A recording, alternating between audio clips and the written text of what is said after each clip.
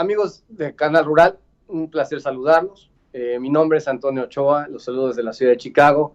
Esta ciudad de Chicago que ha recibido un verano muy tardío, si es que se le puede llamar a esto, una secuencia eterna de tormentas que ha tenido un impacto en el mercado en diferentes magnitudes.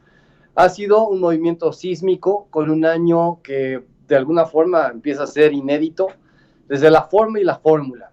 El mercado estaba acostumbrado a operar condiciones climáticas calientes y secas, y los especuladores principalmente saben operar ese tipo de aspectos sobre el mercado, pero tener un año increíblemente lluvioso, templado a frío, que de alguna forma ha impedido el avance de una siembra, es algo en donde no tenemos mucha memoria. Tampoco tenemos registro sobre qué tipo de performance, si me permites el término, existe una vez que la semilla y el paquete tecnológico actual tiene que ser retado bajo condiciones que nuevamente, insisto mucho en el término, son inéditas. Esto es el aderezo del mercado que tenemos el día de hoy y en lo que tendremos más plática y opinión, producto de cosas que son propias y extrañas. Pero para que podamos entender el contexto de lo que presenta el reto norteamericano, hay que también tratar de abrir la vista, porque en este momento Chicago, estando en Chicago y siendo Chicago el centro de operación con el cultivo norteamericano en pleno desarrollo, la atención está sobre cómo ponerle precio a lo que puede llegar a hacer falta. La pregunta es si es necesario que se haga una producción mayor, que la respuesta viene para más adelante en un ámbito de oferta y demanda donde el mundo entero participa. Y pues para eso tenemos que llegar simplemente a hacer un barrido geopolítico que si me permites unos minutos trataré de platicar en el contexto de lo general. Imagínate que te doy la siguiente minuta entre el encuentro de los presidentes de China y Estados Unidos. Y te digo, el acuerdo, al final del día, o al menos lo que se filtra en información, es que Estados Unidos congela la imposición de nuevos aranceles hacia China. La segunda condición es que libera que las empresas tecnológicas chinas pueden comprar y vender y mercadear de alguna forma libremente con empresas tecnológicas norteamericanas. Finalmente, que China también da un reflejo de intención de compra masiva, porque tiene su adjetivo calificativo, de productos agroindustriales, agropecuarios norteamericanos. Ahora, si estas tres premisas, yo te pregunto, ¿a qué cumbre corresponden? ¿Al G20 de Buenos Aires del año pasado o al G20 de Osaka que recién termina? Muy posiblemente me pudieses decir que a las dos. Y la respuesta es justamente esa. Representa el mismo acuerdo y el mismo alcance en esta instancia relativo de lo que sucedió la vez pasada con un contexto simplemente diferente. En las acciones, China va a comprar de manera masiva productos agroindustriales norteamericanos. La realidad es que no hemos visto que los aranceles que tienen puestos contra la soya se han derribado aún. Están vigentes. Y mientras esa situación no cambie, realmente no tenemos mucha expectativa de que las cosas cambien a bien.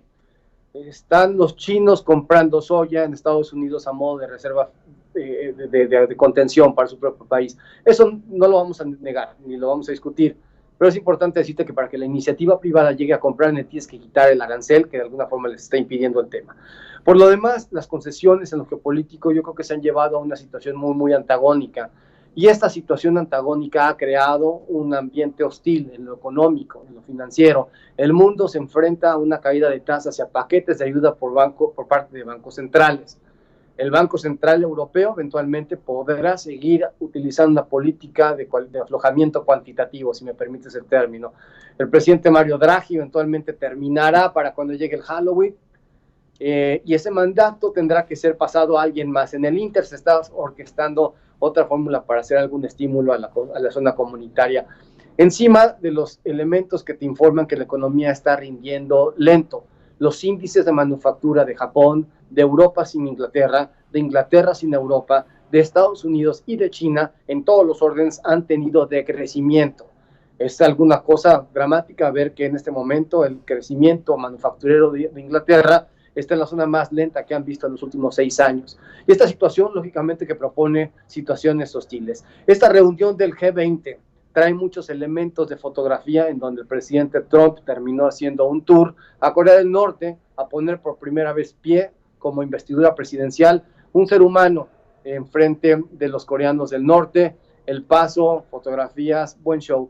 En efecto real no sabemos qué es lo que está sucediendo y en efecto real Estados Unidos tiene muchos frentes de batalla.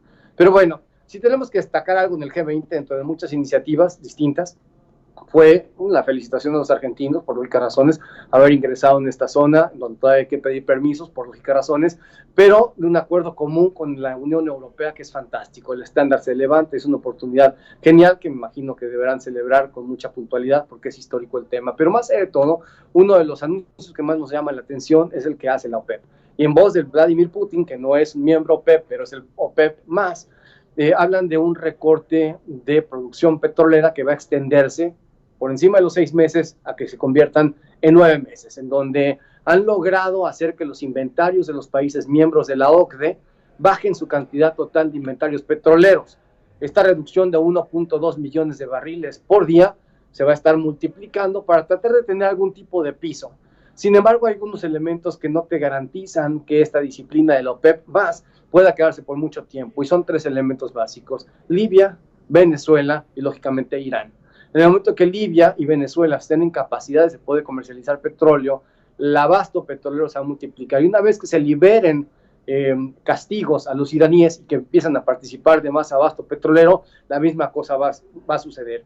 Y el elemento de absoluta discordia, por únicas razones, en el tema petrolero, es Estados Unidos, con el famoso shale oil, y que Estados Unidos está en capacidad de hacer rompimiento de cualquier acuerdo. Entonces, encontramos fuerza de corto plazo para el petróleo, debilidad de largo plazo una vez que todos estos elementos empiezan a jugar a favor o en contra de propios y extraños. Pero dentro de todo eso es importante destacar a Irán. El pacto nuclear de Irán ha sido o está por ser roto, entre comillas, de manera virtual, una vez que Irán va a estar acumulando más uranio enriquecido de lo que había comprometido tener en 2015. Este pacto de alguna forma se empezó a romper una vez que Estados Unidos salió de él. El día de hoy, si Irán llega a romper estas cuotas de almacenamiento, habla de que algunos países europeos van a empezar a dejar de pertenecer al mismo pacto y hacer beligerancia. Esta zona del Golfo Pérsico se pone muy, muy complicada en tiempos muy, muy difíciles.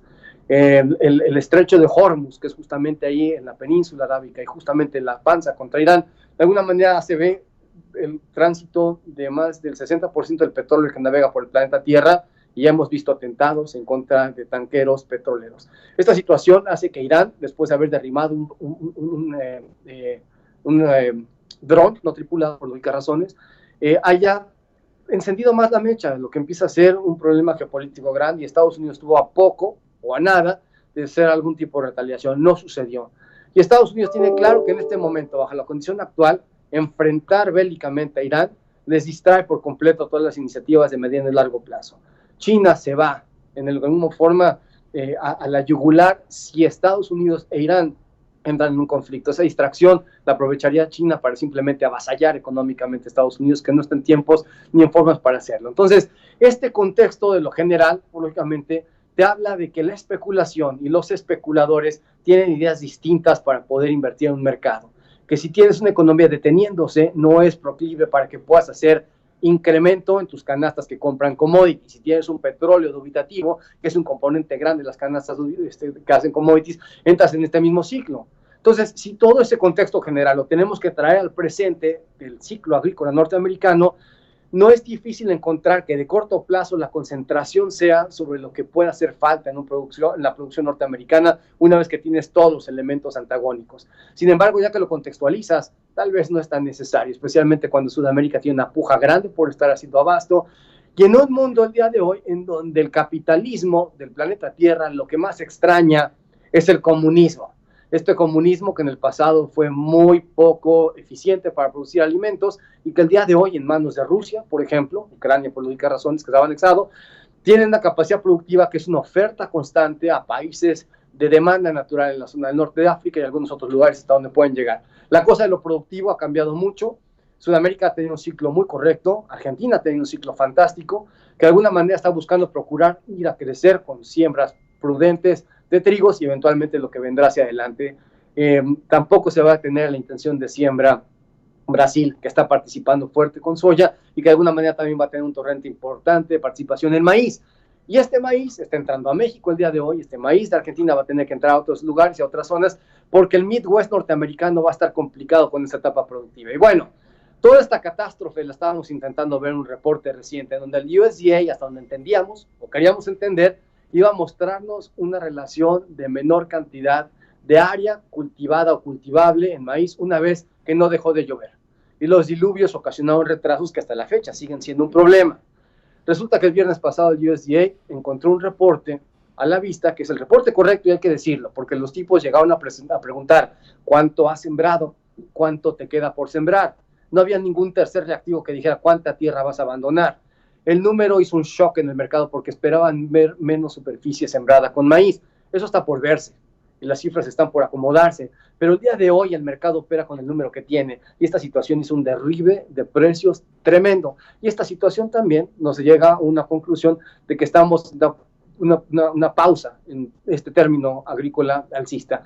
El mercado tenía al maíz como este ingrediente, el campeón del mercado alcista. El maíz iba a levantar a la soya, el maíz traía arreando al maíz, al trigo, discúlpame. Y el día de hoy, sin maíz fuerte, las cosas cambian y cambiaban mucho.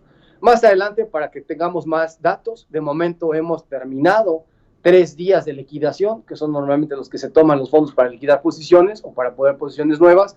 Entraremos una pausa. Este 4 de julio es un día feriado, vamos a tener descanso en ello y regresamos después a empezar a tratar de interpretar condiciones de cultivo en condiciones dificilísimas de poder pronosticar.